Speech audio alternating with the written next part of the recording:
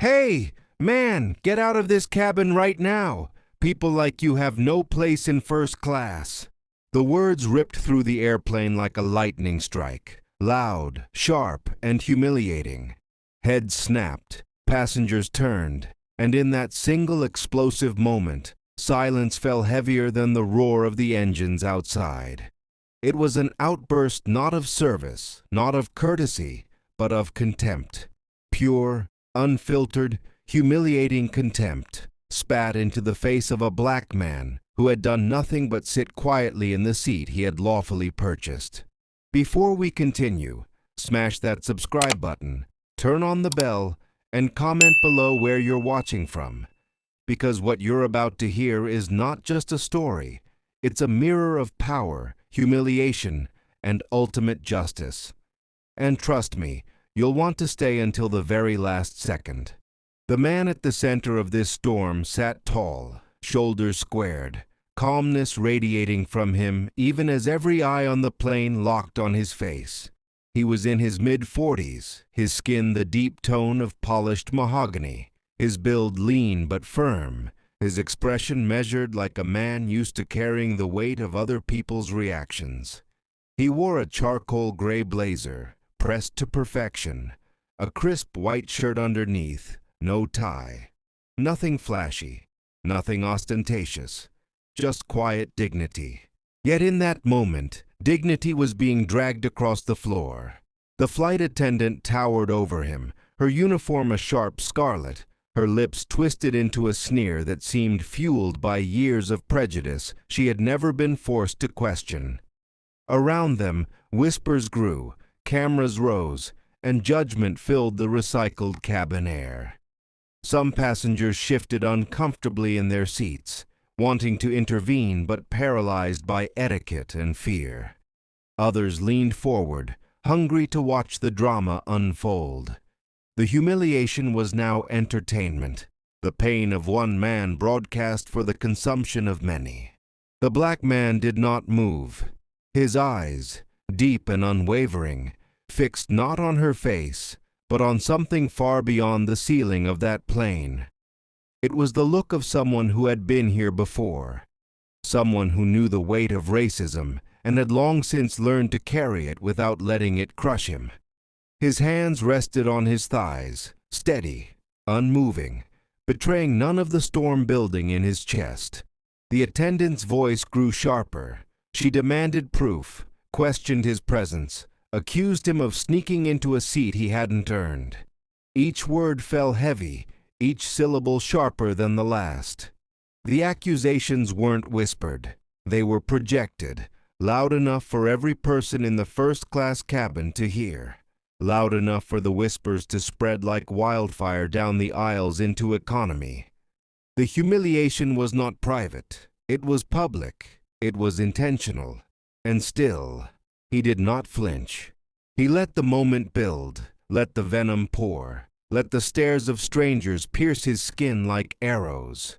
Because deep down, he knew something no one else did. This was not weakness. This was patience. Minutes stretched like hours as she continued her tirade. Passengers shifted, some exchanging glances, others filming discreetly with their phones. The black man's silence became its own story. Why wasn't he fighting back? Why wasn't he defending himself? Was he guilty? Was he helpless? Or was there something more? And then it happened. Slowly, deliberately, with a calmness that felt almost supernatural, he reached into his blazer. The flight attendant stiffened, her lips pausing mid-insult, suspicion flickering across her face. All eyes followed his hand as it slipped inside the jacket, fingers curling around something unseen. The cabin, once alive with whispers, now fell into absolute silence, and in a single smooth motion he pulled it out. The glint of polished gold and blue caught the overhead lights. The letters were unmistakable, the seal undeniable. FBI. Gasps erupted like an explosion. The silence shattered into disbelief, shock, awe. Passengers leaned forward, eyes widening, mouths falling open as the truth spread faster than wildfire. The man they had just watched endure humiliation was not just another traveler. He was an FBI agent. The attendant's face drained of color. Her smirk vanished, her arrogance evaporated, replaced by the raw terror of realization. She had not just insulted a passenger. She had not just mocked a man. She had humiliated a federal agent in front of an entire plane. And now the entire plane knew it. The black man rose slowly from his seat, towering over her now. He didn't need to shout. He didn't need to curse. The badge in his hand spoke louder than any word could. His calmness became power, his patience became authority, and his silence became judgment. Around them, the atmosphere shifted. Where once there had been whispers of mockery, there were now murmurs of respect.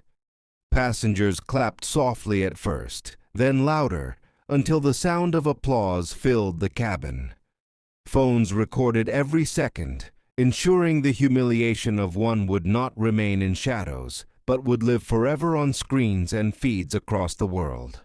The flight attendant shrank back, her arrogance stripped bare, her authority shattered. In that instant, she became the spectacle, her disgrace broadcast for all to see. Justice had not just been served, it had been delivered in silence, wrapped in patience, revealed in the flash of a badge. And the black man? He simply sat back down, calm, collected, his badge tucked once more into his blazer. He didn't gloat, he didn't bask in the applause, he didn't need to. His existence, his dignity, his truth, that was enough. The story didn't end with punishment. It didn't need to. The humiliation of the guilty was punishment enough. The shame was irreversible. The truth was immortal. As the engines roared on and the plane soared higher, every passenger knew they had witnessed more than a confrontation. They had witnessed a reckoning. A moment where arrogance fell, where racism was stripped of its mask, and where dignity, quiet, patient, unshaken dignity, stood undefeated. And for those watching, whether on that plane or on the screens where this story would spread, the message was clear. You may mock dignity, but you cannot erase it. You may try to humiliate truth, but you cannot silence it. And when justice finally rises, it does not scream. It does not beg. It simply reveals itself, and the world trembles.